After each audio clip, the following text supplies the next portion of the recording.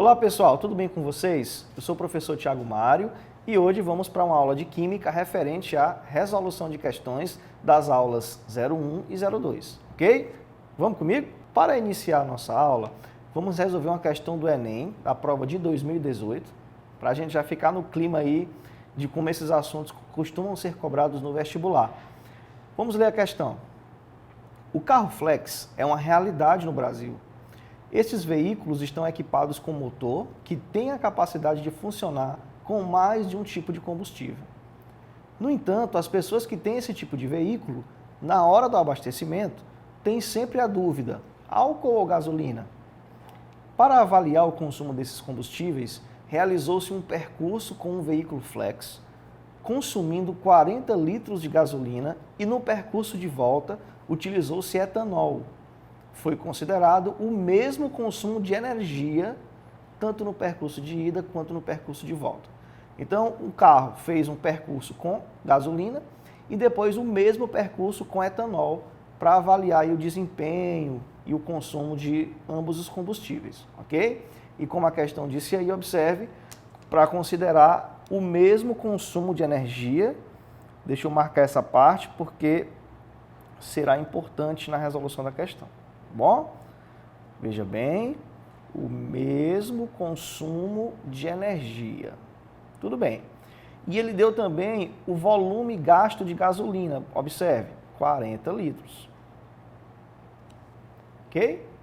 Então, o quadro abaixo resume alguns dados aproximados sobre esses combustíveis. Aí você tem informações do álcool, né, que aqui está representado pelo etanol, e da gasolina. O que é que eu tenho?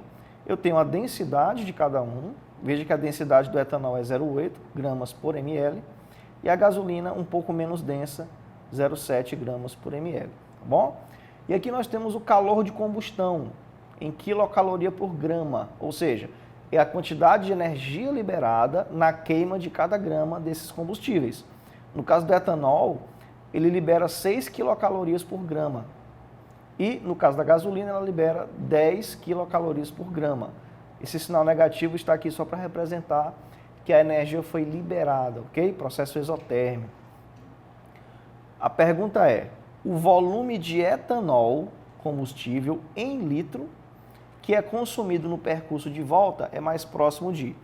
Então, ele deu o volume de gasolina, que foi consumido, 40 litros, no percurso de ida, e quer saber, no mesmo percurso de volta, com etanol, qual é o volume de etanol gasto. Porque aí, comparando o volume que foi gasto de gasolina na ida e o volume que foi gasto de etanol na volta, a gente pode saber qual é o combustível que consome menos, né? O mais econômico, no caso. Bom, como eu tenho dados referentes à gasolina, né? Eu tenho o volume de gasolina que foi gasto e tenho a densidade da gasolina, nós podemos fazer o seguinte. Veja. Considerando as informações acerca da gasolina. Veja bem, nós sabemos que densidade, que é uma propriedade específica da matéria, a densidade é a razão entre massa e volume, ok? E nós temos a densidade da gasolina, que é 0,7, e temos o volume de gasolina que foi gasto, 40 litros. Então, nós podemos achar a massa de gasolina que foi gasta, ok? Se nós isolarmos aí a massa, o volume passa multiplicando a densidade. Então, a gente vai ter que massa é igual a densidade vezes o volume. Tudo bem? Vamos substituir os dados e achar a massa da gasolina. A densidade da gasolina que a questão forneceu foi 0,7 gramas por ml. Ok? Vezes, aí vamos para o volume. O volume de gasolina foi 40 litros. Como a densidade está em ml, eu vou ter que levar esse volume de gasolina para ml também. 40 litros, pessoal, são 40 mil ml. Ok? 40 mil ml. Perfeito? E aí, multiplicando aqui, ó, veja que eu vou cancelar a unidade ml com a unidade ml, eu vou ter a massa em gramas. Essa multiplicação, 40 mil vezes 0,7, vai me dar 28 mil gramas de gasolina. Tudo bem? 28 mil gramas de gasolina. 28 quilos, né? Essa foi a massa total de gasolina consumida no processo. Agora, que eu tenho a massa total de gasolina, eu posso achar a energia gasta no processo. Uma vez que eu vou poder usar a mesma energia para o álcool e para a gasolina, então vamos fazer o seguinte, ó. Eu sei que no caso da gasolina, cada grama dela libera 10 quilocalorias. Observe. Então vou fazer uma regrinha de 3, ó. Se 1 grama de gasolina libera 10 quilocalorias, então 28 quilos de gasolina libera X quilocalorias. Então a gente vai fazer aqui um produto dos meios pelos extremos e vamos encontrar a energia liberada no percurso usando gasolina. No caso, se eu fizer meio pelos extremos, né, vai ficar 28.000 vezes 10, que vai dar naturalmente 280.000 quilocalorias, ok? Essa aqui é a energia liberada no processo. Agora eu vou usar essa mesma energia para chegar na massa do álcool e, consequentemente, no seu volume. Vamos lá, vamos usar os dados agora do álcool. Só um instantinho. Olha como isso aqui é moleza, ó. Usando os dados do álcool, o que nós temos é o seguinte. No caso do álcool, ele libera 6 quilocalorias por cada grama. Ok? Então, se a gente fizer uma relação aqui, observe. Eu tenho 6 quilocalorias por cada 1 grama. Qual foi a energia que nós calculamos? 280.000 quilocalorias, né? Serve tanto para o álcool como para a gasolina.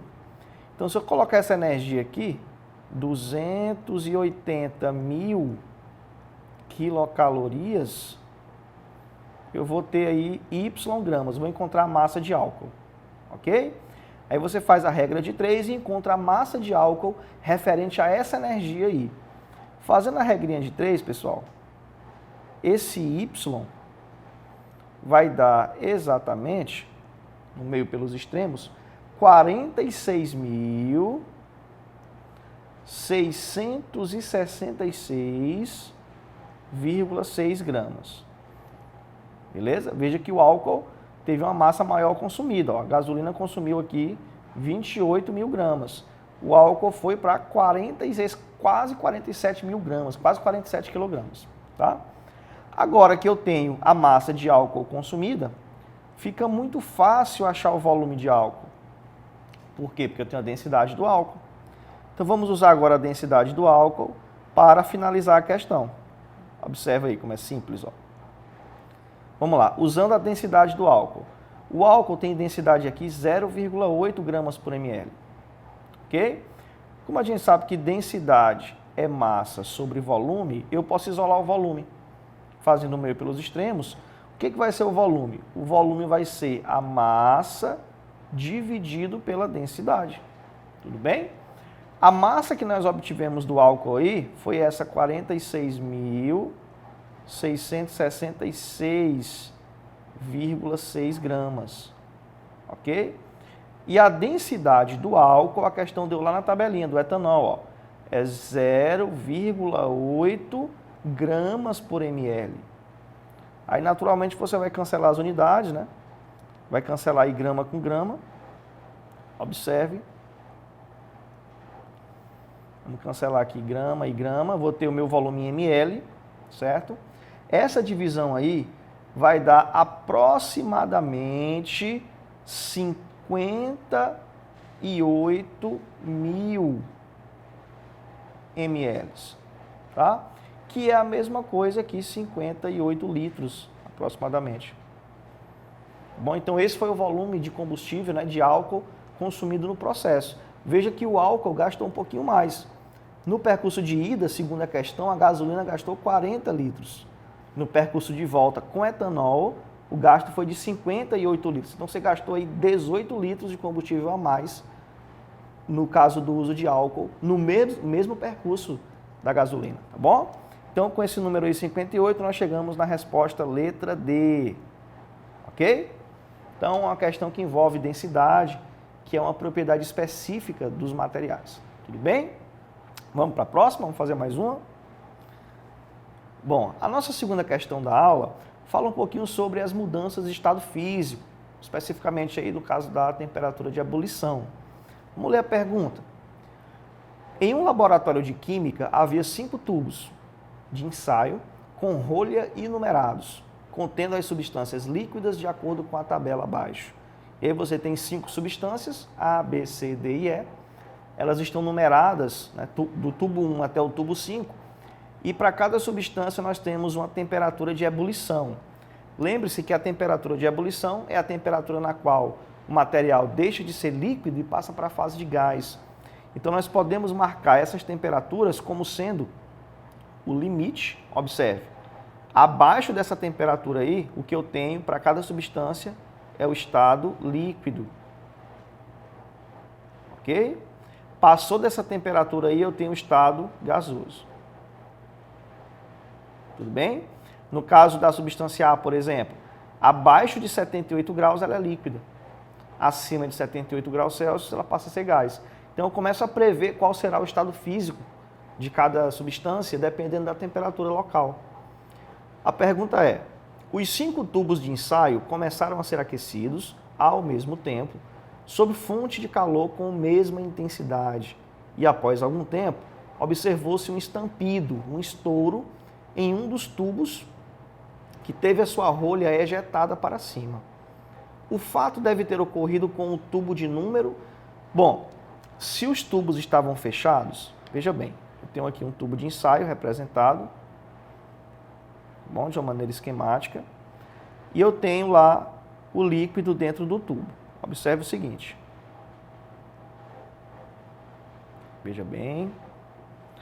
Eu tenho aqui o líquido dentro do tubo. E o tubo estava fechado, tá? Quando você começa a aquecer esse tubo, parte dele vai passando para a fase de vapor, a temperatura vai aumentando até que ele atinge a temperatura de ebulição e passa para a fase gasosa, ok? Então eu vou tendo acúmulo de vapor aqui, ó, nessa região. Esse vapor vai se acumulando, a pressão nessa região vai aumentando, até que chega um ponto que a rolha é ejetada para cima. Então, qual é o tubo que vai ejetar essa rolha para cima primeiro? É o que entrar em ebulição primeiro. E quem é que entra em ebulição primeiro? É quem tem a menor temperatura de ebulição. Observa que o tubo E, ele tem a temperatura de ebulição mais alta, ó, 137 graus. Você tem que chegar até essa temperatura para que ele entre em ebulição, para que ele ferva. Então, com certeza, a resposta não seria o frasco aí tá bom? Porque ele tem a temperatura de ebulição mais alta. Dentre esses tubos, veja que o que contém a menor temperatura de ebulição da substância é o tubo B. Observe, o tubo B, numerado aí por 2, ele entra em ebulição a 61 graus Celsius.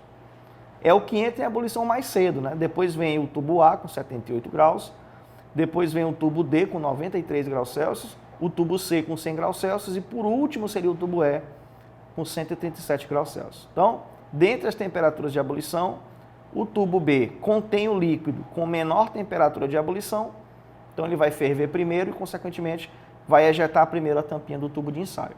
Portanto, a resposta seria tubo B, numerado aí por 2, você vai marcar a letra B. Ok? Tá vendo como é simples? Tá vendo que com as nossas aulas você vai se dar muito bem nos seus vestibulares? Vamos para mais uma questão. Veja só. Essa questão fala um pouquinho sobre a diferença de processos químicos e processos físicos. Vamos ler a questão. A elevação da temperatura de um sistema produz geralmente alterações que podem ser interpretadas como sendo devidas a processos físicos ou químicos.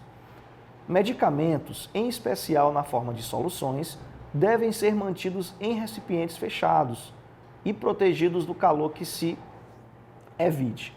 Então veja só, nós temos aí 3 processos e a gente vai avaliar esses processos como sendo processos químicos ou físicos. Por que a gente deve ter cuidado com medicamentos mantendo em recipiente fechado e protegido do calor? Isso é para evitar o quê? Item 1. A evaporação de um ou mais de seus componentes. Se você submeter um medicamento a uma temperatura elevada, ele vai acabar vaporizando um de seus componentes. E aí vai mudar ali a composição química e, naturalmente, o efeito vai ser indesejado. Item 2. A decomposição e consequente diminuição da quantidade do composto que constitui o princípio ativo. O que é isso? Quando você eleva a temperatura, você pode provocar reações químicas inesperadas. E uma dessas reações químicas inesperadas pode ser a decomposição, a degradação do componente principal do medicamento, que ia provocar o efeito desejado. Por isso que cada medicamento deve ser armazenado numa temperatura específica ou dentro de uma faixa de temperatura específica. Item 3. A formação de compostos indesejáveis ou potencialmente prejudiciais à saúde. O que acontece? Medicamentos armazenados em temperatura inadequada ou sobre incidência de luz em frequência de onda inadequada pode provocar reações nos compostos que formam o medicamento, e essas reações químicas podem produzir substâncias de efeito indesejado, pode gerar efeitos colaterais muito prejudiciais ao organismo. Então, a cada um desses processos, 1, 2 e 3, corresponde um tipo de transformação. Então, ele quer que você classifique cada processo como uma transformação química ou transformação física. Bom, no primeiro processo, observe, ele usou o termo aqui evaporação. Evaporação, gente, é uma mudança de estado físico, tá bom? Então, no item 1 temos um processo físico. No item 2, ele falou em decomposição e diminuição da quantidade do composto que constitui o princípio ativo. Decomposição é um tipo de reação química, tá bom? Então, nós temos aí um processo químico no segundo item. E no terceiro item, ele colocou formação de compostos indesejáveis. Se você está formando compostos, se você está formando uma nova substância, a partir de uma substância inicial, é porque houve ali uma reação química. Tudo bem? Então, nós temos o terceiro processo como sendo um processo químico. Ficamos aí com a sequência físico, químico e químico. Portanto, o gabarito para essa questão é letra B. Tudo bem? Lembre das principais características que estão relacionadas a fenômenos químicos. Mudança de cor. Quando você vê o material mudar de cor, é um sinal de que pode estar havendo ali uma reação química. Mudança brusca de temperatura. Mudança brusca na temperatura. Quando você vê o material aquecer bruscamente ou resfriar bruscamente, é sinal de reação química. Quando você vê liberação de gás, também é sinal de reação química, que é o que acontece, por exemplo, quando você coloca um comprimido efervescente em contato com água. E também não podemos esquecer da formação de precipitado na solução. Material sólido, por exemplo, no fundo do recipiente. Também é sinal de reação química, tá? Todos esses sinais aqui são de processos químicos. Tudo bem? Então, essas foram as questões da aula de hoje, para a gente revisar um pouquinho sobre as partes iniciais do nosso curso. Foi um prazer estar aqui com vocês. Muito obrigado pela atenção. Abraço do professor Thiago Mário e até a próxima.